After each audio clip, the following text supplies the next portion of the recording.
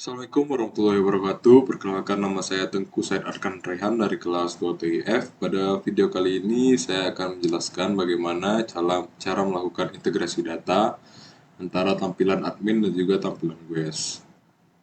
Lalu di sini juga saya akan menjelaskan bagaimana penerapan komponen pada Daisy UI terhadap web kita, serta saya akan memperlihatkan desain awal dari Figma saya. Desainnya sendiri dapat dilihat kira-kira seperti ini. Di sini saya telah menyesuaikan warna dan juga fontnya, di mana saya telah menggunakan warna atau tema warna hitam dan hijau, serta ukuran fontnya. Nah, lalu lanjut cara penerapan DCUI-nya. Nah, di sini saya menerapkan hanya sebuah komponen saja, yaitu yang ada di bagian FAQ. Lihat di sini ada bagian untuk akordion namanya. Cara saya menerapkannya, pertama kita harus import terlebih dahulu Daisy UI di Tailwind CSS seperti ini dengan add plugin Daisy UI dan kita definisikan temanya. Lalu kita akan tambahkan di indeks HTML. Di bagian HTML-nya di sebelah link kita gunakan atau kita panggil data tab-nya, yaitu line. Nah, setelah itu tinggal buka di Daisy UI, terus kita akan cari di bagian akordion ini, cari bentuk yang sesuai dengan yang kita mau.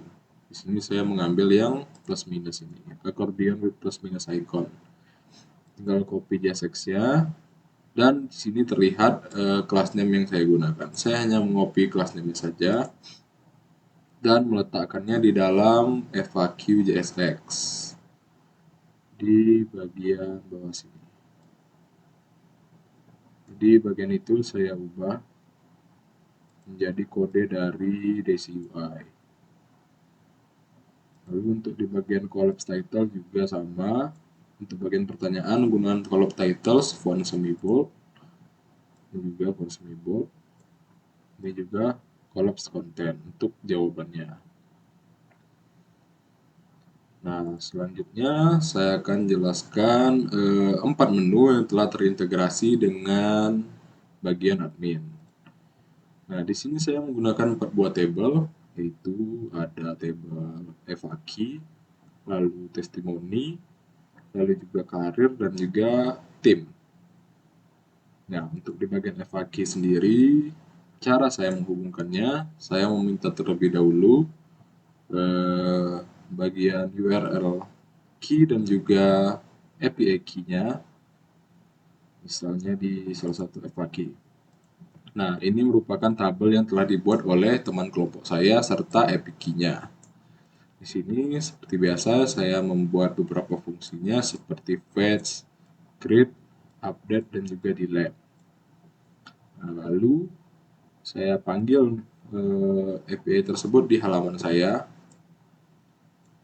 dan dibuat fungsi-fungsinya seperti use effect untuk mengambil data menggunakan use effect. Lalu untuk halaman ini hanya menampilkan data saja. Lalu data tersebut dipanggil di bagian ini. Maaf, di bagian sini. Seperti pertanyaan dan juga jawaban. Untuk memasukkan datanya, caranya tinggal pergi dulu ke menu adminnya, lalu ke bagian FAQ, lalu tambah sebuah pertanyaan.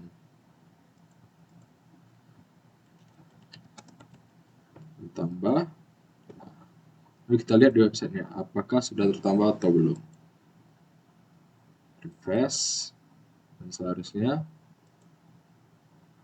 data saya masuk yang di sini. Kenapa? Ini yang baru saya buat tadi. Selanjutnya ada menu testimoni. Testimoni itu saya buat juga service atau API-nya di sini. Sama seperti tadi, saya mengambil API URL, API URL dan API key dari teman kelompok saya dengan menyesuaikan nama tabelnya serta 4 buah fungsi. Sebenarnya saya cuma butuh satu, yaitu fetch all. Dan begini kode di bagian timnya, sama gunakan use effect dan juga fetch all fungsinya. Lalu di sini saya tinggal memanggil atribut-atribut yang berada di dalam Supabase teman saya. Untuk demonya kira-kira bisa dilakukan seperti tadi. Tinggal masuk ke bagian tim, lalu saya akan masukkan data, sebuah data. Ini saya copy aja.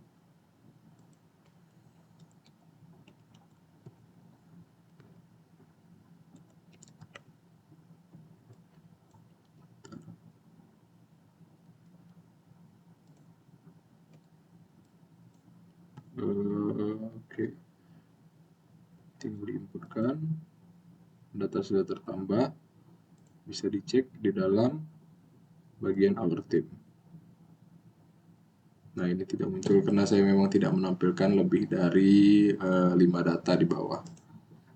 Kan kalau bisa dibuat ada di bagian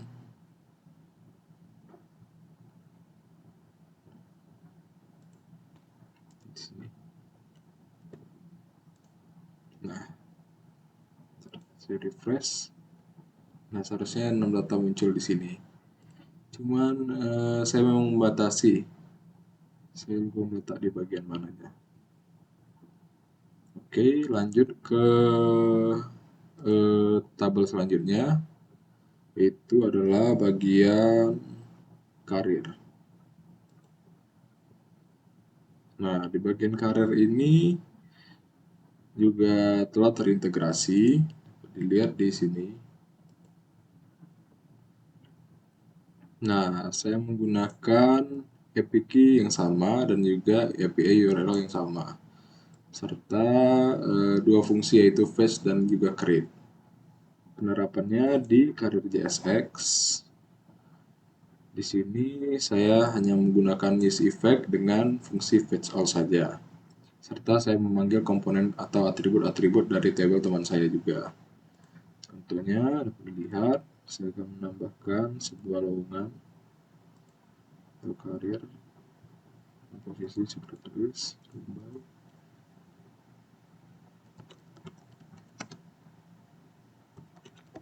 dan saya akan tambah data. Maka datanya telah masuk, dapat dilihat di sini. Tinggal di refresh, maka data yang baru saya tambahkan telah masuk dan terintegrasi dengan baik. Dan terakhir yaitu bagian testimoni yang saya belum tunjukkan tadi. Nah, untuk API-nya seperti ini, sama seperti tadi, menggunakan API URL dan API key yang sama dan juga fungsi fetch all. Di sini ada di halaman testimoni dan menggunakan use effect yang sama dengan fungsi fetch all saja. Ini merupakan pemanggilan dari data-datanya. Nah, contohnya dapat dilihat. Kita coba lagi untuk memasukkan sebuah testimoni. Misal namanya Said, lalu jabatannya misalnya bos. Ini pesan dan ambil foto, ambil salah satu foto ya, lalu tambahkan data. Maka data tersebut telah tertambah di bagian admin dan seharusnya telah tampil juga di bagian testimoni. Nah, ini merupakan datanya. Selain itu, mengapa saya bisa terhubung ke bagian admin? Di sini saya menambahkan sebuah button di bagian navbarnya, yaitu di komponen navbar. Nah, saya menambahkan di bawah, di bagian ini. Saya menggunakan Ahref menuju ke link Vercel teman saya. Oleh karena itu, jika menekan ini, maka otomatis terhubung ke link parcelnya. Nah, mungkin sekian video yang saya jelaskan. Mohon maaf apabila ada kesalahan. Saya ucapkan Assalamualaikum warahmatullahi wabarakatuh.